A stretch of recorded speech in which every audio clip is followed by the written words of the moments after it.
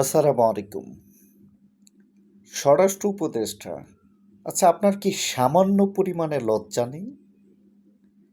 আরে ভাই, আপনি কিভাবে চেয়ারে বসে থাকেন? আপনি না পারলে বয়স বা অদূরদর্শিতার কারণে আপনি রিজাইন দেন। আরে ভাই, কি হচ্ছে প্রতিদিন শহরে এগুলো? দিনের আলোতে কি হচ্ছে? সন্ধ্যা রাতে কি হচ্ছে? শত শত মানুষের মধ্যে এগুলো কি হচ্ছে? আরে বাড্ডা, এটা কি হলো? এতগুলো মানুষের মধ্যে গুলি করে পালিয়ে গেল। দিন দুপুরে ছিনতাই হচ্ছে, চাপাতি দিয়ে কোপাচ্ছে। এদিকে সায়েন্স ল্যাবে ওদিকে দেখলাম যে সব মানে যখন যা ইচ্ছা হচ্ছে শহরে। আপনি কোথায় সফল? আরে ভাই, আপনি পদত্যাগ করেন, এরপরে অন্য কাউকে সুযোগ দেন।